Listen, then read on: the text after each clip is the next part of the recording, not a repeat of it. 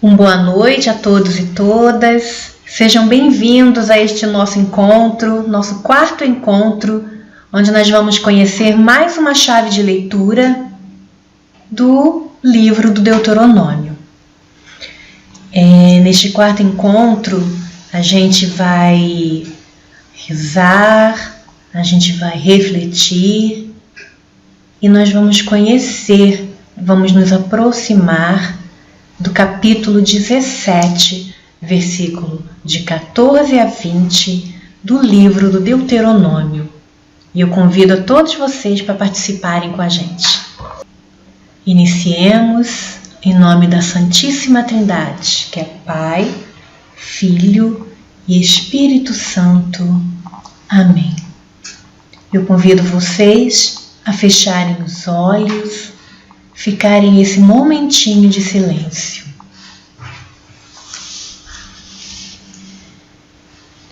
Onde reina o amor, fraterno amor, onde reina o amor, Deus aí está. Onde reina o amor, fraterno amor, onde reina o amor, Deus aí está.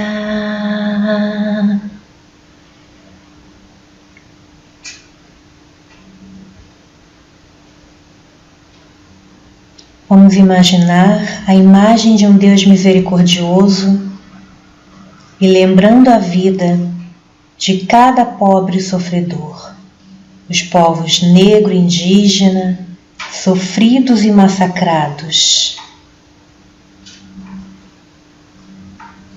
Massacrados pelo preconceito, pelo racismo, pela indiferença. As mulheres vítimas de violência doméstica e feminicídio. Os desempregados. Os idosos sem a chance de viver uma aposentadoria digna. Os que não são alcançados pela Seguridade Social e vivem uma situação de exploração e miséria. E tantos outros deixados à margem na sociedade. Onde reina o amor, fraterno amor, onde reina o amor, Deus aí está. Onde reina o amor, Deus está, ao lado dos pobres, daqueles que sofrem, dos miseráveis. E por isso a gente lembra aquele refrão bem conhecido de todos. Javé, o Deus dos pobres, do povo sofredor, aqui nos reuniu para cantar o seu louvor, para nos dar esperança e contar com sua mão na construção de um reino novo, povo irmão. Oremos com amor e confiança a oração que o próprio Cristo nos ensinou. Pai nosso que estás nos céus, santificado seja o vosso nome. Venha a nós o vosso reino, seja feita a vossa vontade, assim na terra como no céu. O pão nosso de cada dia nos dai hoje, perdoai as nossas ofensas, assim como nós perdoamos a quem nos tem ofendido. E não nos deixeis cair em tentação, mas livrai-nos do mal. Pois vosso é o reino, o poder e a glória para sempre. Amém. Então, nessa noite, que nós vamos refletir mais um texto de Deuteronômio, vamos fazer a memória do que vivenciamos nas noites anteriores. No primeiro dia, tivemos uma importante introdução do livro do Deuteronômio. No segundo, refletimos sobre a experiência mais importante do povo de Israel. A certeza de que Deus o tirou do Egito, da casa da escravidão. No terceiro dia, tratamos sobre a celebração da Páscoa e suas origens. E também as suas transformações ao longo da história. Hoje, nós vamos refletir nesse quarto dia, nesse quarto encontro. Ficamos felizes de terem vocês aqui conosco para refletirem junto com a gente. Então, por isso, ainda nesse momento de reflexão, nesse momento celebrativo, vamos ouvir o texto que nós vamos nos aprofundar hoje e vamos acolhê-lo com as palavras do profeta Isaías. Que arda como brasa, tua palavra nos renove, esta chama que a boca proclama.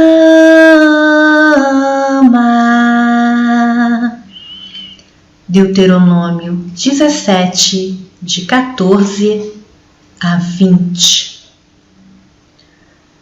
Depois que tiver entrado na terra que Javé, o seu Deus, lhe dará, dela tiver tomado posse, e nela estiver habitando, se você disser, quero estabelecer sobre mim um rei, assim como todas as nações que me rodeiam, você deverá estabelecer para si um rei, que Javé, o seu Deus, tiver escolhido.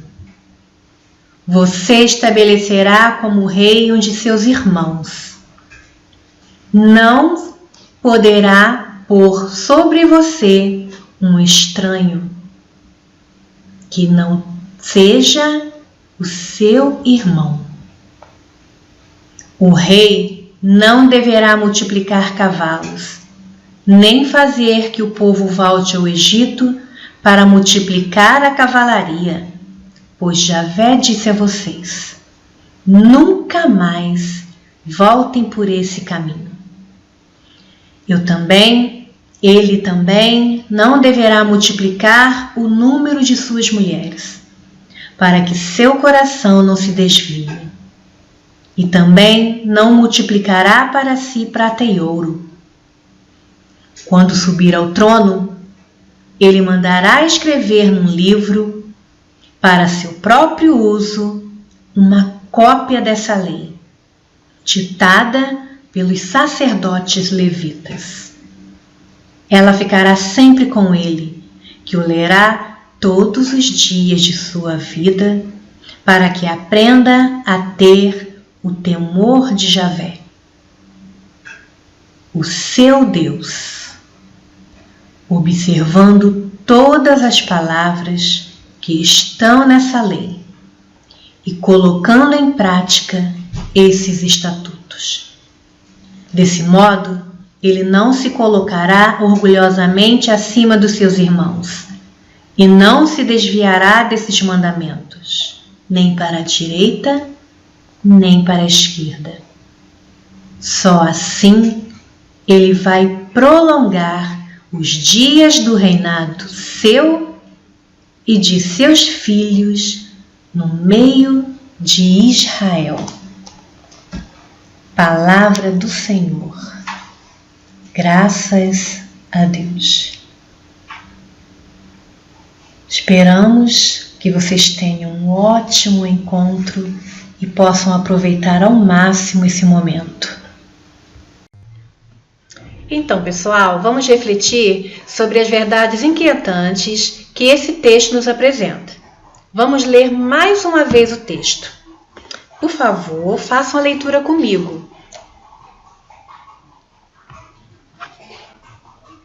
Depois que tiver entrado na terra que Javé, o seu Deus, lhe dará, dela tiver tomado posse e nela estiver habitando, se você disser, quero estabelecer sobre mim um rei, assim como todas as nações que me rodeiam, você deverá estabelecer para si um rei que Javé, o seu Deus, tiver escolhido.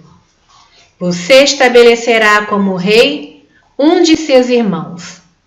Não poderá pôr sobre você um estranho que não seja seu irmão.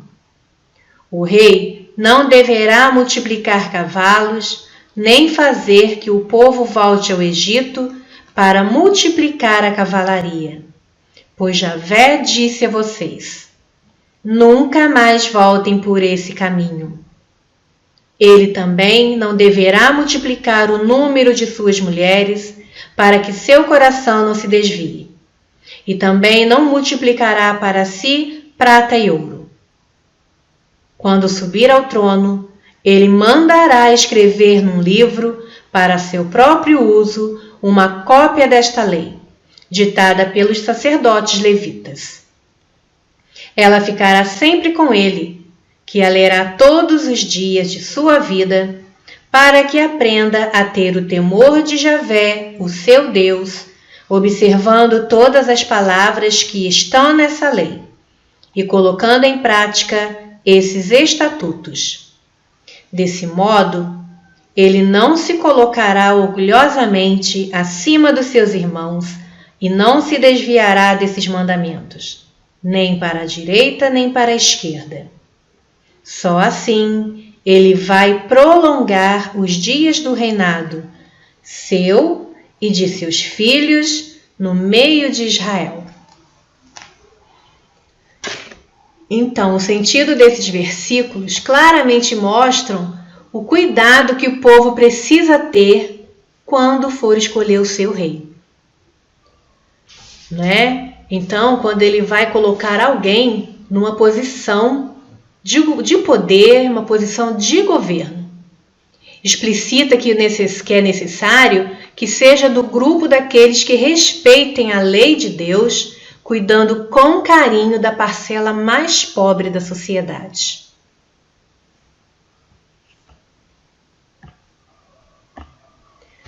E ainda deixa evidente, se não for nomeado um rei temente a Deus, o que sua ação governamental vai provocar é o quê? Sofrimento do povo. Os crimes desse governante vão ter consequências para o povo. E na consequência enumera, e na sequência do texto, ele enumera as posturas do rei. O que ele não pode ter ou fazer, isto é, o texto faz exigências e coloca os limites ao poder do rei. O povo de Israel, como a gente viu, ele enfrentou grandes e graves crises no decorrer da sua história. E um dos momentos mais difíceis para o povo foi o exílio da Babilônia. A política militarista e expansionista do rei Sedecias, dos seus profetas e sacerdotes, provocou o desastre nacional em Judá. Como a gente viu no primeiro dia, no contexto histórico, que foi a invasão da Babilônia, a destruição de Jerusalém e o exílio. Em meio ao sofrimento e ao desespero, os sobreviventes da cidade de Jerusalém apontaram os abusos e os crimes dos governantes, que a gente vai ler em Lamentações 4:13.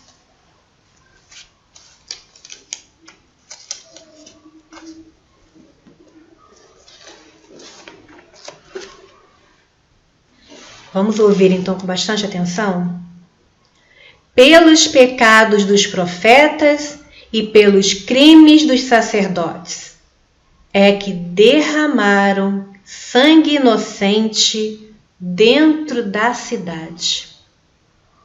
E com esse texto reafirmaram a lei sobre o rei e seus governantes. Eles devem estar a serviço do seu povo.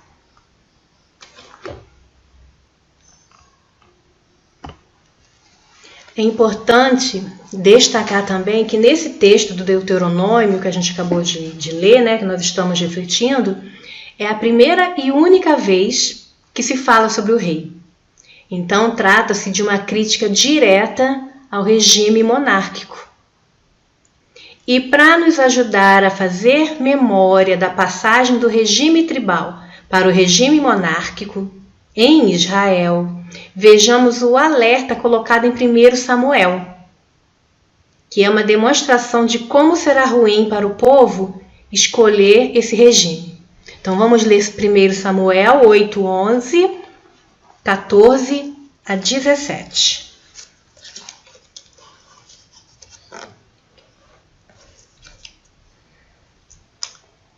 Vamos lá.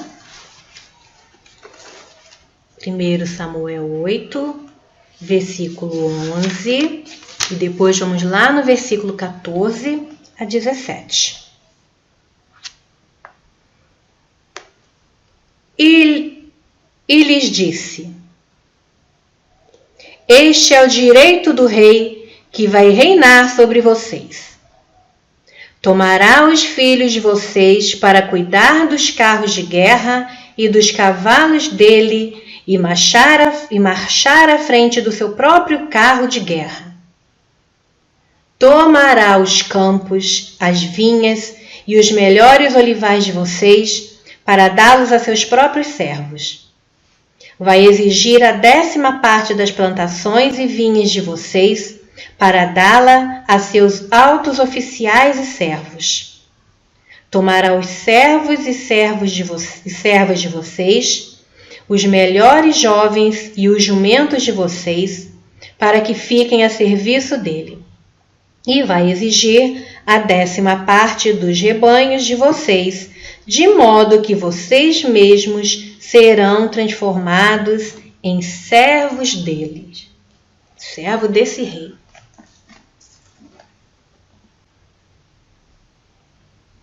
Então, seguindo,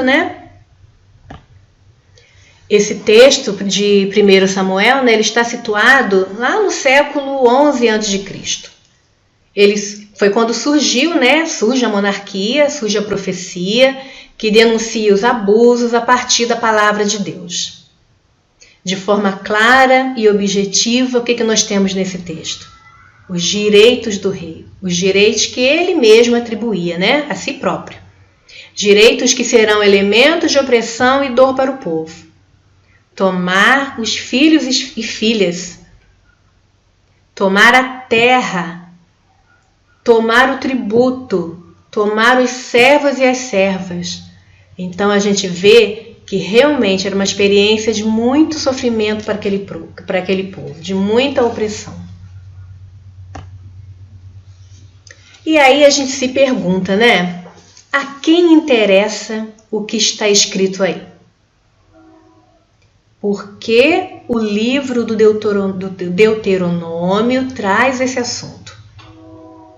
A qual das camadas do livro do Deuteronômio este fragmento de textos que estamos estudando pertence?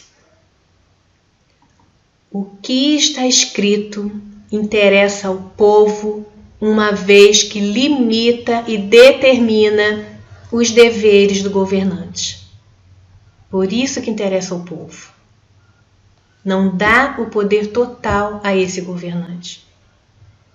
Previne a cobiça, a corrupção, os abusos, os crimes contra o povo e vida, com privilégios como vemos a denúncia clara e vigorosa do profeta Miqueias, que faz uma denúncia muito séria também sobre isso. Vamos ler então Miqueias 9, Miqueias 3, de 9 a 12. Vamos lá.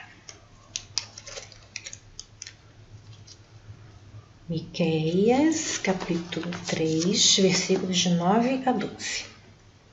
Ouçam isso, chefes da casa de Jacó. Prestem atenção, governantes de Israel, vocês que têm horror ao direito e entortam tudo o que é reto, que constroem Sião com sangue e Jerusalém com perversidade. Os chefes de vocês proferem sentenças a troco de suborno. Seus sacerdotes ensinam a troco de lucro, e seus profetas dão oráculos por dinheiro. E ainda ousam apoiar-se em Javé, dizendo: por acaso Javé não está no meio de nós? Nada de mal nos poderá acontecer. Por isso, por culpa de vocês, Sião será arada como um campo, Jerusalém se tornará um montão de ruínas, e o monte do templo será um lugar alto, coberto de mato. Muito forte, não é? Essas palavras do profeta Miqueias. Então, nós concluímos, pois, que o texto que nós estamos estudando, né, nesse encontro, pertence à terceira ou quarta camada, pois a mensagem é coerente com a profecia que conhece a palavra de Deus, vê a realidade e denuncia o que está errado, favorece e protege o povo frente ao poder do rei. Se essas diretrizes sobre o agir dos reis estão aí preservadas, né, então com certeza é porque havia abuso do poder.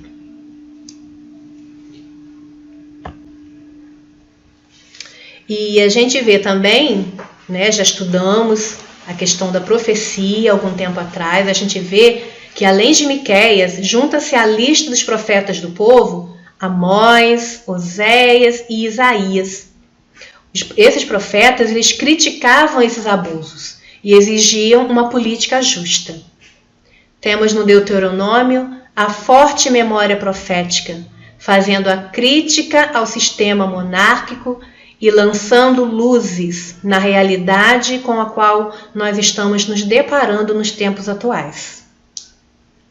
No entanto, os governantes continuavam se corrompendo, tomando atitudes, deliberações contra o bem-estar do povo, contra a vida do povo, no tempo de Israel e nos tempos de hoje também. Vamos relembrar? Não. Então, pessoal, vocês se lembram que nos referindo, quando a gente se referiu a Miqueias, nós o caracterizamos, né, como um profeta do povo, aquele que está especialmente ao lado dos mais pobres, que é isso que a gente aprendeu sobre os profetas do povo. Então, esse profeta, ele luta pelo direito, pela justiça. Porém, né, na Palestina, assim como existiam os profetas do povo, que denunciavam as práticas do império, existiam também aqueles que viviam no templo, os profetas que recebiam salário, né, e que agiam ligados ao rei e à sua corte. São os chamados profetas oficiais, que nós também ouvimos falar deles no primeiro encontro.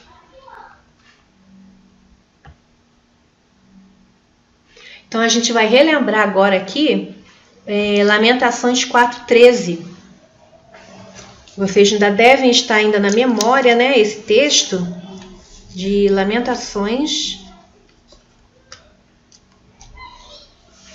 4:13.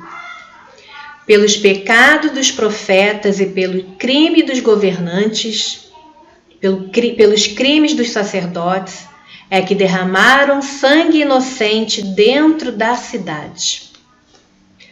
Então, assim, importa que nos aproximemos dos textos bíblicos buscando um discernimento, necessário para a gente entender o apelo que Deus nos faz através da sua palavra.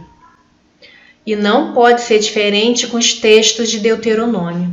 É necessário ler esse complexo livro com um olhar atento, um olhar crítico, para que possamos perceber as contradições que existem nele. E há muitas contradições. Temos que ler com muito cuidado, com muito carinho.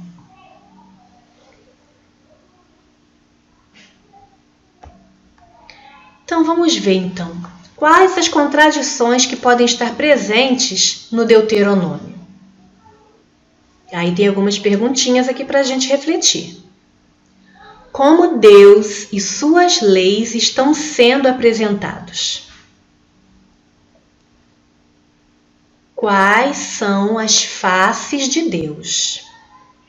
Quais são as faces de Deus apresentadas nesse livro? Onde enxergamos a vida e onde enxergamos a morte? Qual a visão que nós temos do pecado? As perguntinhas sérias para a gente refletir. Enfim, depois de todas essas perguntas, o nosso estudo ele deve nos levar a ler a Bíblia como Jesus de Nazaré. Como Jesus de Nazaré ali a partir da fé de Jesus. Da fé que ele tinha, que ele recebeu.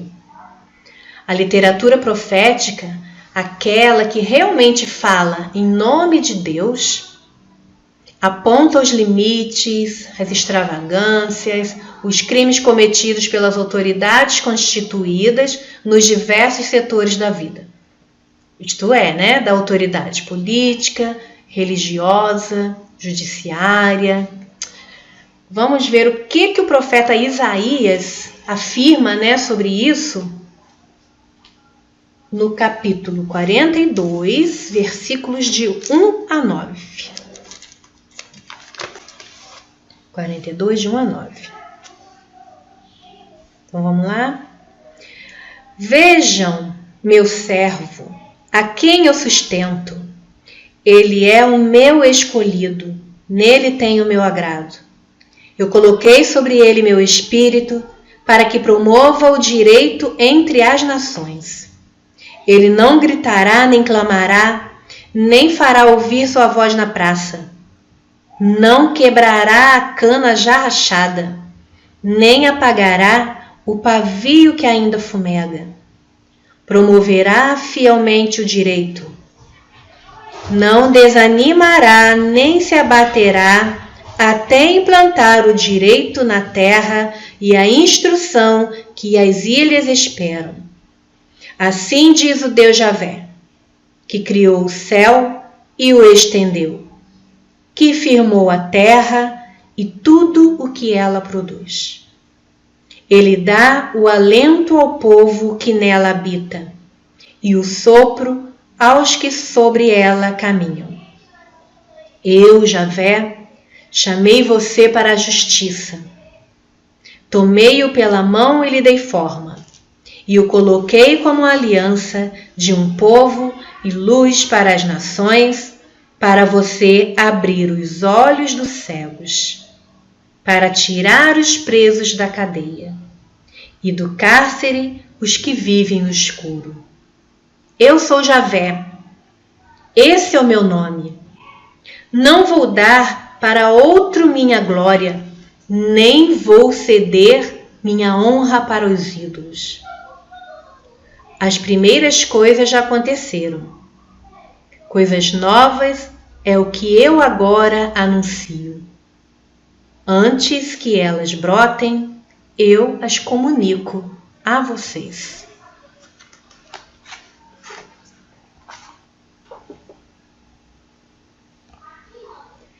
Então, continuando aqui, né, a nossa reflexão, no nosso texto, nós vemos o quanto isso fica claro. Essas palavras, né, que a gente acabou de ouvir de Isaías,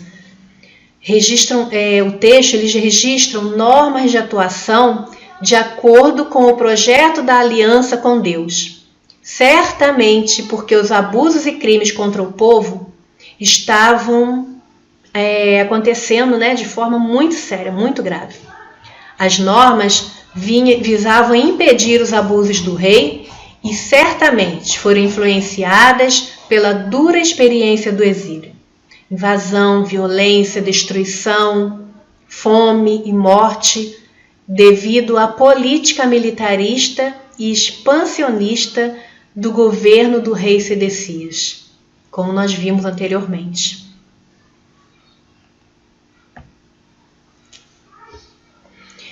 Então, voltando aqui, né, ao nosso texto, o Deuteronômio afirma nos versículos 14 e 15 que a experiência de Israel, que a existência, né, não a experiência, a existência de Israel, ou seja, a terra e a vida, deve-se à gratuidade e à eleição de Deus. Vamos ver aqui rapidinho, versículos 14 e 15.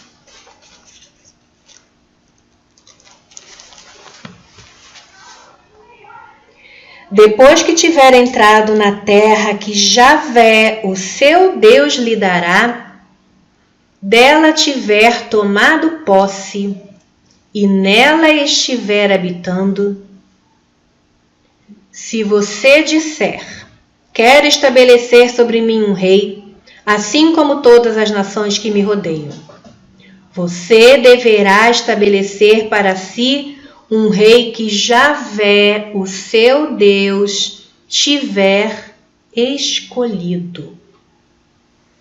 Dessa forma, o rei deve executar a vontade de Javé, que é o verdadeiro rei do universo. Do contrário, a desgraça irá cair sobre o povo, como fruto das escolhas inadequadas dos governantes.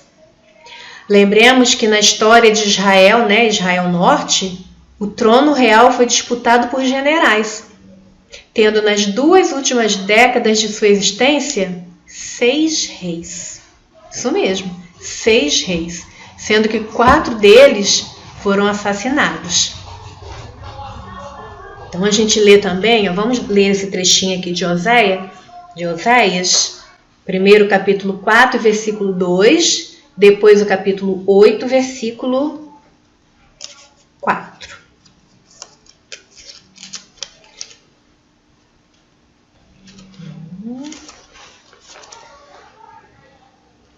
Então vamos lá. Olha o que Oséias... Desculpem. Olha o que Oséias diz. Há juramento falso e mentira, assassínio e roubo, adultério e violência, e sangue derramado se ajunta a sangue derramado. Muito sério isso, não é? E lá no capítulo 8, versículo 4, ele diz assim: nomearam reis sem meu consentimento, escolheram príncipes sem eu ficar sabendo. Com sua prata e ouro fizeram ídolos para a sua perdição. Olha só que coisa séria, né? Os reis não eram escolhidos pelo povo, não era a vontade de Javé. E com Judá, né, não foi diferente. Conforme a gente já viu essa questão toda de Sedecias, do exílio da Babilônia, sendo que Sedecias, ele foi um rei imposto pela Babilônia, não foi um rei escolhido. Então, meus irmãos, minhas irmãs, diante de todo esse contexto, qual é a ordem que se tem? Se nós lermos aqui o texto, né, de Deuteronômio 17, de 14 a 20, a gente vai ver qual é a ordem que se tem. Você estabelecerá como rei um de seus irmãos. Não poderá pôr sobre você um estranho que não seja seu irmão. A gente lê isso no versículo 15, a primeira parte do versículo 15. O rei, ele era nomeado pelo povo e eleito por Deus, com a condição de que não fosse um estranho ou judeu nomeado pelos impérios ou a serviço deles, como foi o caso de Sedecias.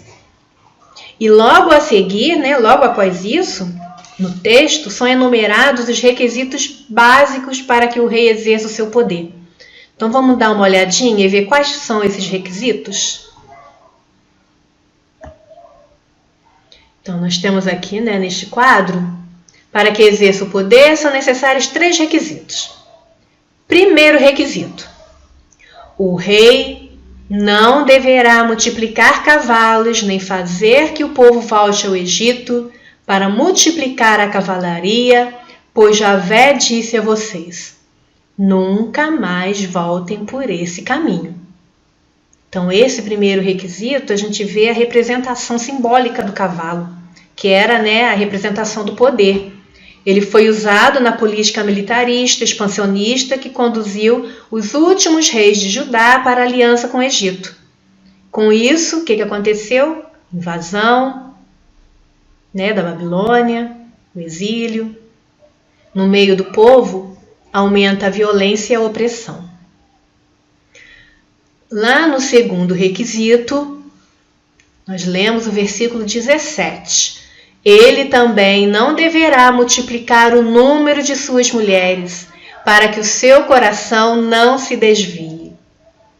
Então, ter um harém era sinal de status, As mulheres estrangeiras eram usadas para obter alianças, por interesses com outras nações. Isso era feito com muita frequência nessa época. E o terceiro requisito: e também não multiplicará para si prata e ouro. E era simples, não haver acúmulo, não haver aquele acúmulo de riqueza em benefício de si próprio, em benefício do seu poder. E para que tudo fosse cumprido fielmente pelo rei, ele deveria mandar escrever em um livro o texto da lei e recitá-lo todos os dias, recitá-lo diariamente. Que nós lemos lá em Deuteronômio 17, 18 a 20. Quando subir ao trono, ele mandará escrever num livro para seu próprio uso uma cópia dessa lei, ditada pelos sacerdotes levitas. Ela ficará sempre com ele, que a lerá todos os dias de sua vida, para que aprenda a ter o temor de Javé, o seu Deus, observando todas as palavras que estão nessa lei e colocando em prática esses estatutos. Era necessário evitar desvios no exercício da função, como a gente lê também lá no versículo 20. Desse modo, ele não se colocará orgulhosamente acima dos seus irmãos e não se desviará desses mandamentos nem para a direita e nem para a esquerda.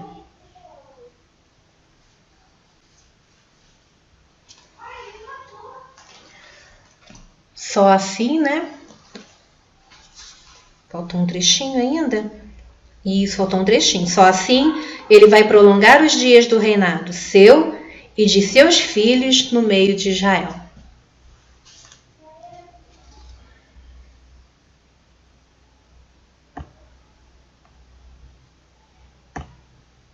O rei deverá estar a serviço de Deus, o verdadeiro rei do povo sofrido.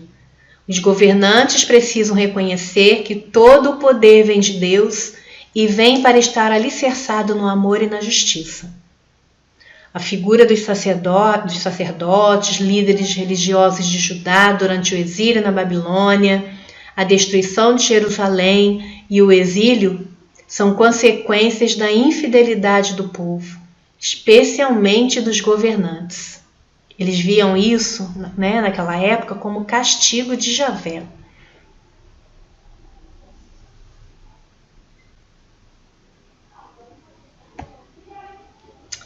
Então, pessoal, finalizando esse nosso quarto encontro, né? Peçamos que o Deus da vida nos abençoe, dando-nos a atitude de servos chamados para o serviço da justiça e da misericórdia. Fiquemos atentos sobre a maneira como exercemos o poder em nossas famílias, em nossas comunidades e em nossa vida profissional. Peçamos que sejamos corajosos frente às injustiças e à crueldade das nossas autoridades, que, em função dos seus interesses e de seu grupo político, organizam a sociedade, esquecendo-se dos menos favorecidos, impossibilitando dessa forma a vida.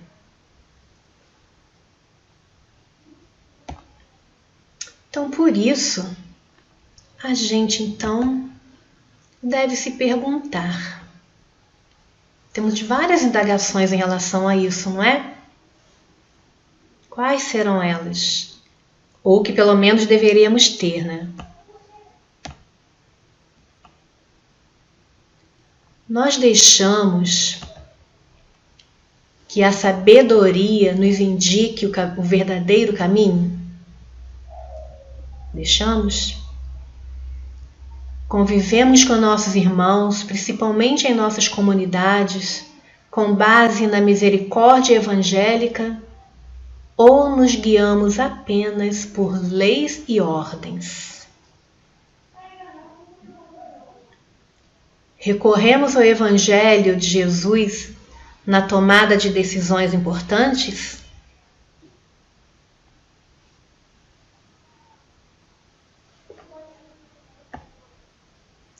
Nos interessamos pela vida da comunidade da nossa cidade, procurando conhecer o que acontece ao nosso redor?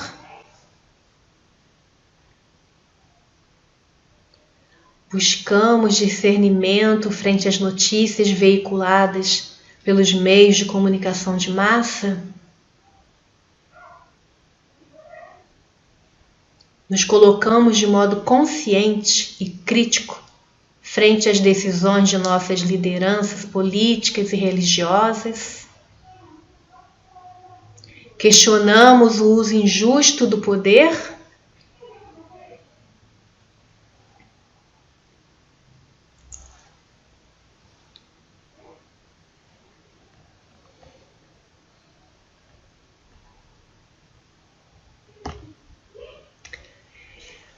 Gravemos então, né?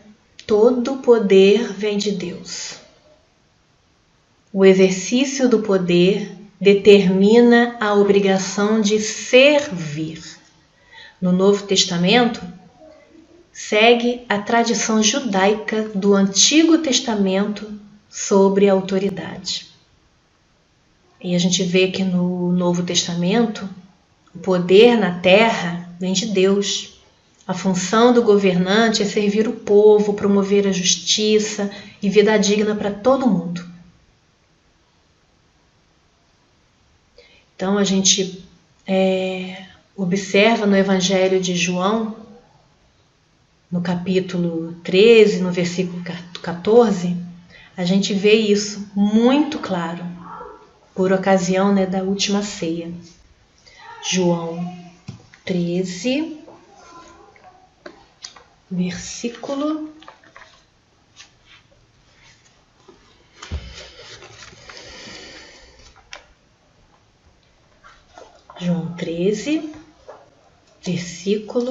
14. É um texto bem conhecido. Pois bem,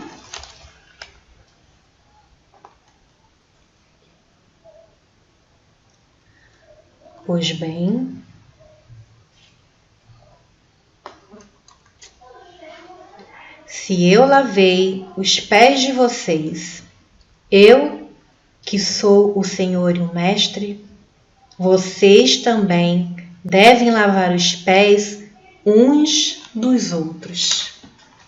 Vamos repetir então? Pois bem, eu que sou o Mestre e o Senhor, lavei os pés de vocês. Por isso, vocês devem lavar os pés uns dos outros. Mesmo nas democracias modernas, isso continua válido, esse princípio teológico. Não se colocar no lugar de Deus pretendendo ser absoluto, mas servir ao bem comum do povo com justiça, formar uma sociedade justa, sem exclusão e sem opressão. Assim, queridos irmãos, queridas irmãs, com estas palavras profundas de Jesus Cristo, que servem de guia para a nossa vivência em comunidade, nós finalizamos esse 4º encontro. Agradecemos por vocês estarem refletindo, o livro do Deuteronômio conosco e solicitamos, pedimos que vocês permaneçam juntos e guardemos no coração o que as Escrituras nos ensinam. Não vivermos alienados, nem acomodados, diante de qualquer afronta à dignidade e à vida de todos.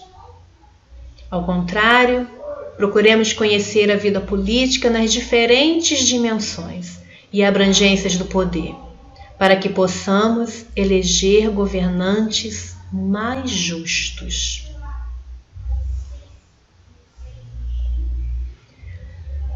Vamos, então, nesse momento final, rezar com o salmista o Salmo 85. Abra sua Bíblia neste salmo e vamos rezar juntos, não é?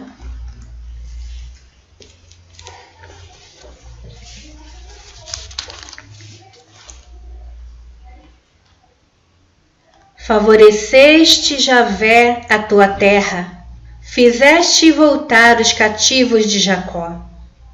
Perdoaste a culpa do teu povo, encobriste todos os seus pecados. Retiraste toda a sua raiva. Acalmaste o furor da tua ira. Faze-nos retornar, ó Deus nosso Salvador, e anula a tua raiva contra nós. Estarás irado contra nós para sempre? Prolongarás a tua ira de geração em geração? Não vais restituir as nossas vidas para que teu povo se alegre em ti? Javé, manifesta o teu amor e concede-nos a tua salvação. Escutarei o que Javé Deus está dizendo. Eis que ele anuncia a paz a seu povo e seus fiéis, aos que voltam de coração ao Senhor. Sim, a salvação está próxima dos que o temem e a glória habitará em nossa terra. Fidelidade e verdade se encontram. Justiça e paz se beijam. A verdade brotará da terra e a justiça se inclinará lá dos céus. Javé, ele mesmo nos dará o que é bom, e nossa terra dará sua colheita. A justiça andará à frente dele, a fim de lhe proporcionar o caminho para seus passos. Glória ao Pai, ao Filho e ao Espírito Santo, como era no princípio, agora e sempre. Amém. Rogai por nós, Santa Mãe de Deus, para que sejamos dignos das promessas de Cristo. Amém.